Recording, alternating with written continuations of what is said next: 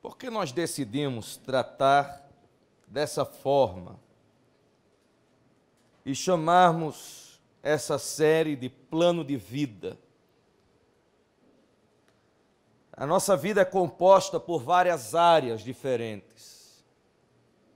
Nós temos a nossa vida pessoal, que daí onde nós desenvolvemos a nossa vida espiritual, a nossa fé, a nossa comunhão com Deus, o nosso relacionamento com a igreja, o nosso chamado, o propósito de Deus, através de nós, não somente em nós, mas através de nós, que não se limita somente a mim, que não para somente em... É o Léo que está ali?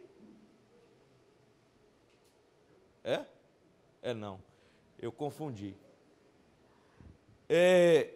Onde é que eu estava? O irmão me atrapalhou, tá vendo?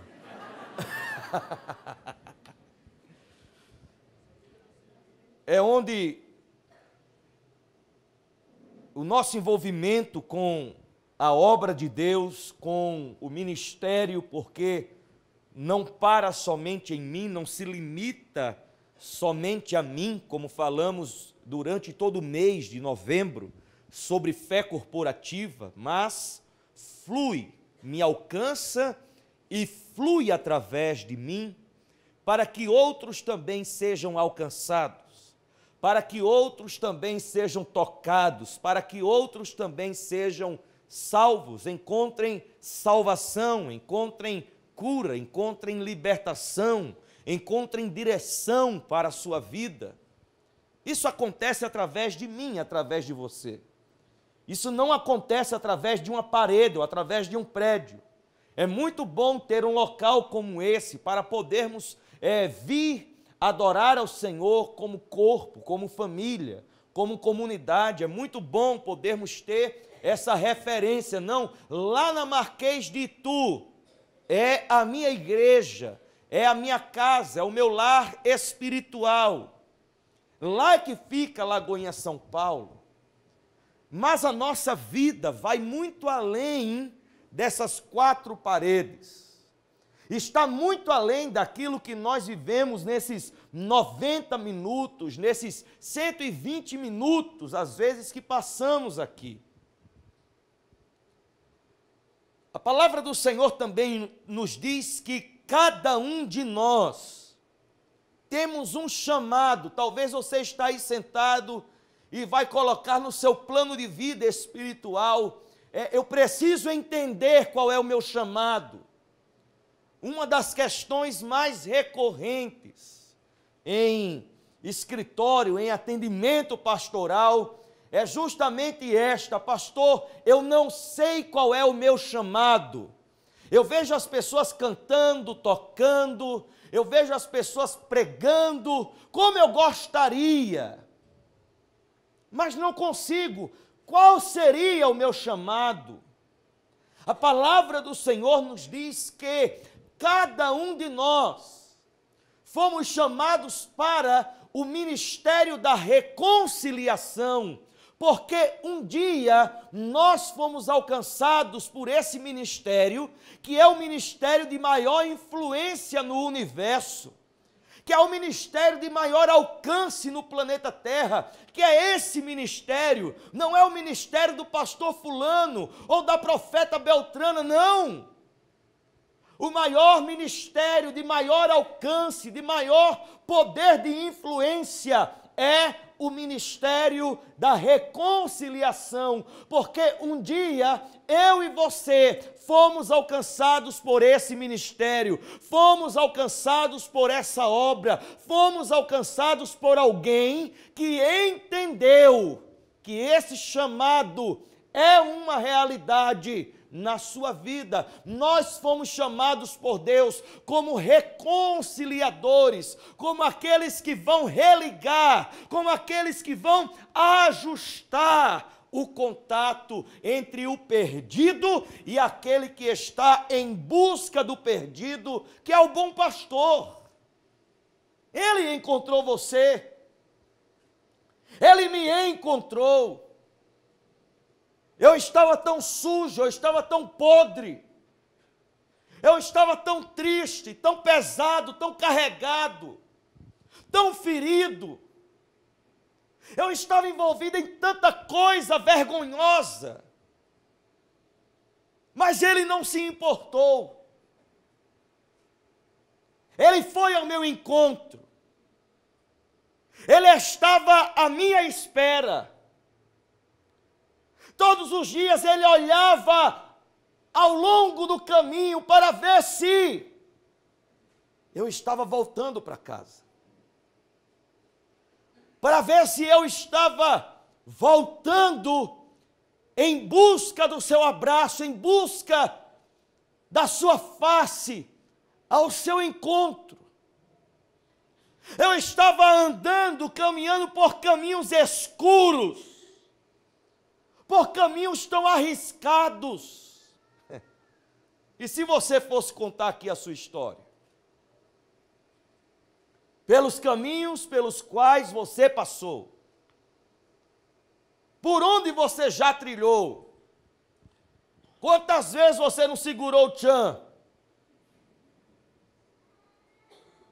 Quantas vezes você estava em busca da verdadeira alegria para a sua alma, em busca de algo real para preencher esse vazio que havia no seu peito, e que você encontrou somente quando você encontrou o olhar do Senhor Jesus olhando para você. Ele já estava olhando para você, e de repente o seu olhar cruzou com o dele, e ele disse: vem cá, que eu te aceito como você está, tenho um plano para a sua vida, vou te lavar, vou te limpar, vou trocar suas roupas, vou calçar os seus pés, vou ungir a sua cabeça, vou colocar um anel no seu dedo, tem uma festa preparada, já está tudo organizado, porque eu sabia que esse dia iria acontecer. As 99 estavam caminhando muito bem, até que o bom pastor sentiu falta de uma em meio a tantas. Ele disse: eu vou deixar essas 99 aqui e vou atrás daquela, porque nós não podemos continuar sem ela. Foi quando ele foi atrás de você, ele foi atrás de mim, e ele disse: vamos de volta, o povo está nos esperando, mas nós não podíamos continuar seguindo em frente sem você. Nós queremos avançar, nós queremos seguir em frente, queremos ir adiante, mas não queremos deixar ninguém para trás. Você está aqui, querido, você está aqui, querida, porque o nosso pastor, ele não desistiu de você, ele não desistiu de mim, ele não fechou os olhos para quando nós caímos, mas ele voltou, nos levantou e disse: coloque de pé, eu vou te ajudar, você não está sozinho. E quantas vezes você não pensou em desistir, mas ele renovou a esperança no seu coração e disse: não tenha medo, você pode até passar por aflição, mas eu te fiz mais do que vencedor, porque eu venci o mundo. Se você crê nisso, diga glória a Deus nessa manhã. Me ajuda a pregar aí.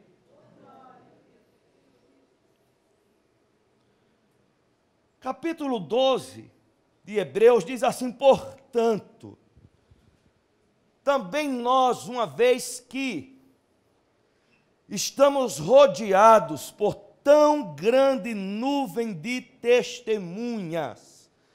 É interessante que essas testemunhas muitas vezes passou pela minha cabeça, eu não sei se passou pela sua, de que elas serviam tipo de fofoqueiro, de gente que estava olhando para mim para me lascar no dia do último julgamento. E diga: esse povo está interessado nos meus pecados. E quando eu ouvia falar sobre essa nuvem de testemunho, eu até pegava um edredom e dizia: misericórdia, Jesus. Mas essas testemunhas é justamente aquele povo que, como eu e como você, passaram pelos seus desafios, passaram por suas tribulações, por suas lutas internas. Hoje à noite o nosso plano é sobre a nossa vida emocional. Vamos ter aqui o Tiago Brunet para poder nos ajudar a organizar a nossa estrutura emocional, porque quantas vezes nós não somos enganados pelas nossas emoções, quantas vezes nós não paramos para ouvir as nossas emoções, aquilo que nós estamos sentindo, quantas vezes nós não paramos para discutir com os nossos sentimentos. A palavra do Senhor nos diz que o coração do homem é enganoso. E todas as vezes, se você parar para pensar, todas as vezes que você um dia parou para discutir com as suas emoções, ou para ouvi-las, você se precipitou, você tomou uma decisão errada, você deu uma resposta que não poderia ter dado, você pensou em coisas que 90% delas nunca existiram, nunca aconteceram, e por quanto tempo aquelas emoções não estiveram ali massacrando a sua alma, massacrando a sua mente, massacrando a sua fé. Quando eu olho para essa nuvem de testemunhas, eu encontro Elias, eu encontro Maria Madalena, eu encontro Judas Iscariotes, talvez, não sei, eu encontro Pedro com seu temperamento, eu encontro Moisés com as suas justificativas, com as suas desculpas. Eu encontro tantos homens e tantas mulheres que se olhavam como muitas vezes eu e você nos olhamos. Tão fracos, tão debilitados, tão pecadores, tão sujos, mas tentando disfarçar, tentando parecer e mostrar que está tudo bem, tentando levar a vida com o mínimo comprometimento, com a mínima responsabilidade, com o mínimo esforço. Eu encontro Gideão, que estava malhando trigo no lagar de uvas e se escondendo dos inimigos do povo de Deus, quando o anjo chega para ele e diz: homem forte e valente, Deus é contigo. Ele olha para um lado, ele olha para o outro, e diz: pode ser qualquer um, menos eu. E é justamente isso que a palavra do Senhor nos diz em 2 Coríntios, capítulo de número 4, verso de número 7, que diz assim: mas temos esse tesouro em vasos de barro. Dá para você entender essa estrutura? A estrutura que Deus escolhe para guardar os seus tesouros, para guardar as suas joias, para guardar aquilo que é precioso para Ele. Ele não escolhe um cofre. Ele não escolhe um cofre, talvez com aquele segredo de girar para cá e girar para lá, ou com um segredo digital, ou com um segredo que você põe lá o seu dedo e a tranca se abre, não. Ele não procura um banco, ele não procura um carro forte, uma empresa de segurança para levar esse conteúdo tão precioso de um lado para o outro, não. Ele escolhe vasos de barro, que se cair no chão, quebra, que é tão frágil, que é tão simples, que é tão barato, que tem uma aparência tão desprezível, mas foi escolha dele. Ele escolheu você, assim como você é, desse jeito que você é, com essa aparência que você tem, com essa estrutura emocional que você tem, com essa mente que você tem, com esse espírito, com essa alma, com esse físico que compõe o seu ser. Ele conhece você, Ele sabe quem é você. Antes de você existir, a palavra dele nos diz que Ele já nos chamava pelo nosso nome e que cada um dos nossos dias foi escrito e determinado por Ele no seu livro. Quer dizer, Deus, Ele não se engana quando Ele olha para a face da terra e Ele encontra você e Ele encontra mim. A gente se disfarça, se coloca atrás da religião, atrás de um púlpito e diz: eu sou tão consagrado, eu sou tão crente, eu sou um homem tão cheio de fé, veja a obra que eu estou fazendo, veja que relevância o meu ministério está tomando, veja que projeção eu estou tendo. Até que o Senhor pega e diz: dessa casa do oleiro, e lá você vai ver como que é feito um vaso de barro. E que às vezes na roda do oleiro, quando o oleiro está amassando o barro, quando o oleiro está dando forma àquele pedaço de barro,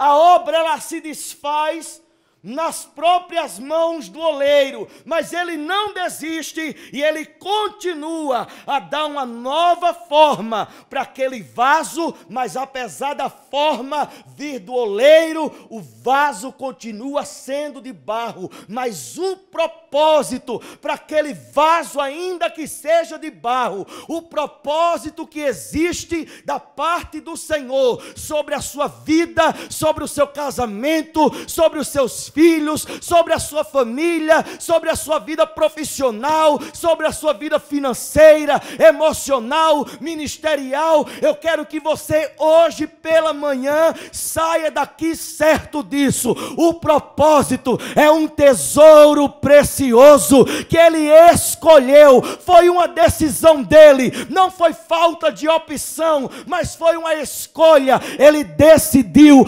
apostar em você e a dizer: eu te escolhi, te chamei pelo nome, você é meu. Uma tão grande nuvem de testemunhas que não está atenta a nós para nos acusar, que não está atenta a nós para apontar os nossos pecados, mas para nos dizer o seguinte: é possível. É possível porque eu já trilhei esse caminho. É possível porque eu já passei por esse vale. É possível porque eu já subi nesse monte. É possível porque eu já fui vendido pelos meus irmãos. É possível porque eu já fui lançado dentro de um poço. É possível porque eu já entrei na carruagem não, na carroça dos midianitas. É possível porque dentro daquela carroça eu fui levado para o Egito. É possível porque quando eu cheguei no Egito, Potifar me comprou. É possível porque quando Potifar me comprou, ele me colocou dentro da sua casa. É possível porque eu fui julgado, acusado injustamente pela mulher de Potifar. É possível porque eu fui para dentro da prisão do Egito. É possível porque lá dentro da prisão eu fui colocado para cuidar de todos os prisioneiros. Ainda revelei até sonho. É possível porque Faraó me mandou chamar. É possível porque um dia eu acordei dentro da prisão e dormi dentro do palácio. É possível porque teve um dia que Faraó colocou o seu anel no meu dedo. É possível porque eu tive que reencontrar com os meus irmãos. É possível porque eu tive que engolir o choro muitas vezes. É possível porque eu fui colocada numa alta posição. Eu fui coroada rainha. Eu fui escolhida rainha rainha de um povo que não era meu, mas para um propósito divino. Se José e Esther estivessem aqui, eles falariam isso para você. É possível, eu estou nessa nuvem de testemunha, eu estou torcendo por você, eu estou dizendo para você, vá até o fim e não desista. É possível. É possível. Cansa, né?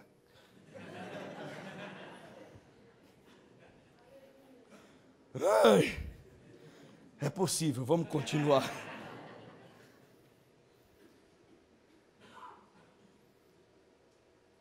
Eles também achavam que era impossível.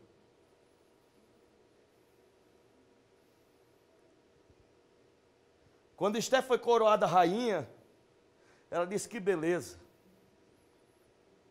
Sentada no trono, Victoria's Secret, da cabeça aos pés. Oh, glória. Romanel, do dedo mindinho até o pescoço. Mas Mardoqueu disse para ela: Esther, talvez foi para esse tempo que Deus colocou você sentada nesse trono. Mas não se preocupe, porque se você não fizer alguma coisa, saiba que Deus não depende de você. Ele vai fazer aquilo que Ele quiser fazer. Porque você pode ser rainha e você pode estar sentada num trono, mas o trono dele permanece por todas as gerações e ele governa sobre todos os reinos da terra. É quando Esther diz: se eu morrer, morri. Essa mulher está nessa nuvem de testemunha, dizendo para você que é possível ter uma vida espiritual viva, ter uma vida de oração saudável, ter uma vida de meditação na palavra do Senhor, de voltar a ter experiências com o Espírito Santo. É possível você crescer em fé, você amadurecer, se tornar uma coluna na casa de Deus. É possível ser um homem de Deus nesse tempo tão difícil. É possível ser uma mulher de Deus nesse tempo tão difícil. É possível alcançar a sua família. É possível ainda viver a promessa que diz: eu e a minha casa serviremos ao Senhor. É possível viver a palavra quando ela diz: crê no Senhor Jesus e será salvo tu e a tua casa. É possível. Ontem no batismo, eu abracei aqui um casal, que o marido dela ontem foi batizado. E ela disse: pastor, chegou o dia. Olha só. Eu disse: minha filha, as promessas de Deus não servem para serem decoradas, nem lembradas com lamento, como se fosse algo, fica quieta minha filha, como se fosse algo muito distante ou impossível de acontecer, mas as promessas de Deus, elas são liberadas sobre a nossa vida para serem vividas. E eu quero que você saiba que, se existe uma promessa de Deus sobre a sua vida, não abra mão dela, porque é possível viver essa palavra e essa promessa que está sobre você. Quantos creem nisso e podem dizer amém? Amém. Você está rodeado por esse povo, você está rodeada por essa gente. Você está rodeada, cercada por esse povo que passou pelo Calvário, que enfrentou o deserto, que entrou dentro de fornalha e de cova de leão, que enfrentou naufrágios, que passou noites tão longas, trancafiados dentro de uma cadeia. Eles estão nessa nuvem tão grande, nessa tão grande nuvem de testemunhas, dizendo o seguinte: olha, Livre-se de tudo aquilo que atrapalha você. Porque isso vai tornar a sua caminhada mais difícil. Aí é que está aqui, ó. Estamos rodeados por tão grande nuvem de testemunhas, livremo-nos de tudo o que nos atrapalha. Tem coisas que são assim. Tem coisas que não nos matam, mas nos atrapalham. Atrapalha o nosso progresso. Atrapalha o nosso desenvolvimento. Atrapalha o nosso amadurecimento. Existem relacionamentos que nos atrapalham. Existem meios de comunicação que nos atrapalham. Existe falta de comunicação que nos atrapalha. Existe um monte de coisa na nossa vida financeira, na nossa vida emocional, na nossa vida familiar, nos nossos sonhos, tantos sonhos que já morreram, tantos pesadelos que agora nos perseguem. Tantas coisas na nossa vida profissional, às vezes é atitude demais, às vezes é inflexibilidade demais. Às vezes é a maneira como nós olhamos para as pessoas, achamos que todos estão errados e que só eu estou certo.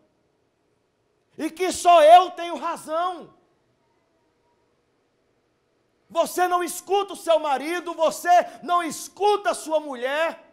Receba uma cotovelada agora, um beliscão na sua perna em nome de Jesus. Você não ouve nem a Deus. Quanto mais ouvir marido e mulher, quanto mais ouvir conselho de pastor, se nem a Deus você ouve, se nem a Deus você obedece, livre-se daquilo que te atrapalha. Livre-se daquilo que atrapalha a sua comunhão com Deus. Livre-se daquilo que atrapalha o seu crescimento espiritual. Livre-se. Não trate como pecado aquilo que só está atrapalhando você, mas saiba que isso está te atrapalhando. Não demonize aquilo que só está te atrapalhando, mas saiba que está te atrapalhando. Livre-se daquilo que te atrapalha e do pecado que nos assedia ou que nos envolve. Já foi envolvido por alguém em alguma coisa? Já caiu na lábia de alguém?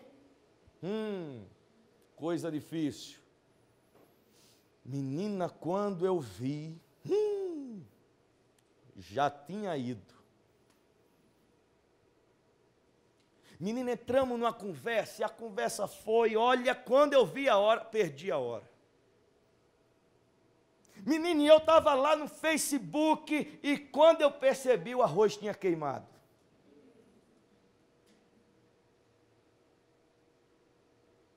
O pecado é assim. Ele vai nos envolvendo. E a gente não vai percebendo. E de repente, nós estamos completamente envolvidos por ele. E de repente somos completamente dominados por ele. E de repente somos plenamente destruídos por ele. Diga comigo, existem coisas que me atrapalham.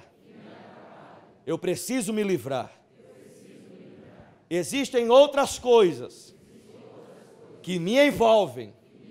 Isso é o pecado. Ele vai me matar se eu não sair desse laço. Livre-se. Pare com isso. Pare com a maledicência,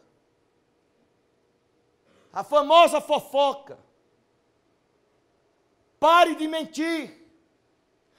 Pare de ter duas conversas. Pare com a pornografia. Pare com o adultério. Pare com esse vício que está destruindo você. Pare. Corta pela raiz. Eu estou dizendo isso porque muitas vezes eu precisei agir dessa forma para não comprometer, para não colocar em risco e em questão aquilo que é propósito de Deus para mim. Porque a gente não vai percebendo, mas o diabo, ele vai fazendo tudo de maneira intencional e planejada. Ele sabe o que ele está fazendo com você. Ele sabe onde ele quer chegar através dessa situação que você está vivendo no secreto. Ele sabe muito bem para onde ele quer conduzir você, através desse caminho que você insiste em trilhar. Livre-se daquilo que te atrapalha, livre-se do pecado que te envolve e faça o quê? Corra com perseverança a corrida que nos é proposta. Existe uma proposta dos céus para você.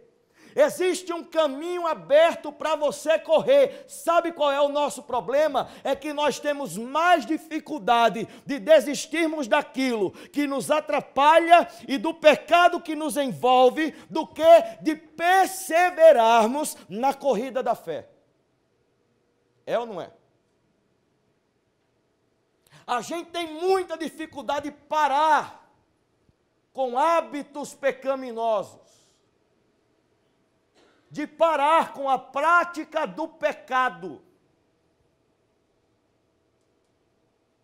Mas é muito fácil a gente parar na nossa caminhada da fé, no nosso relacionamento com Deus, no nosso compromisso com o Senhor, no nosso serviço a Ele, através da igreja, através das pessoas. Eu sirvo a Deus através das pessoas, não é através de coisas, mas é através das pessoas, para alcançar mais pessoas, para que mais pessoas ainda sejam alcançadas. Essa é a proposta da minha corrida. Eu preciso correr com perseverança.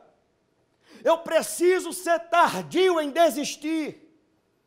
Eu não posso desistir porque eu estou cansado, porque eu fui frustrado, porque eu fui decepcionado, pastor.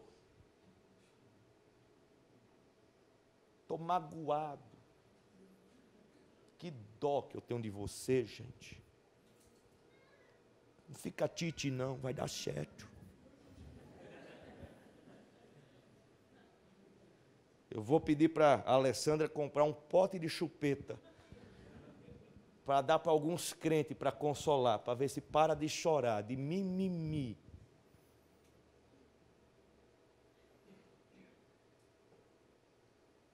Por tudo a gente quer desistir, por tudo a gente quer abrir mão, por tudo. A gente diz, hoje eu não vou na igreja, por quê? Porque eu estou mal. Então assista o Gugu que vai ficar bem. Assista o Faustão, que vai ficar ótimo.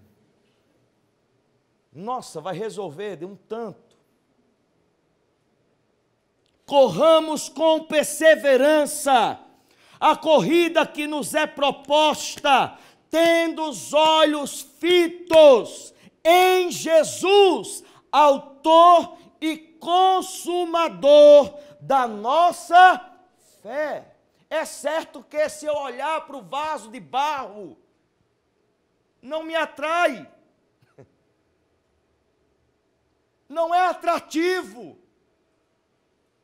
nem aparência de valor tem, mas Não é aquilo que está do lado de fora que vale, mas é aquilo que está do lado de dentro. Eu quero que você vá comigo em 2 Coríntios capítulo 4, vá rapidinho.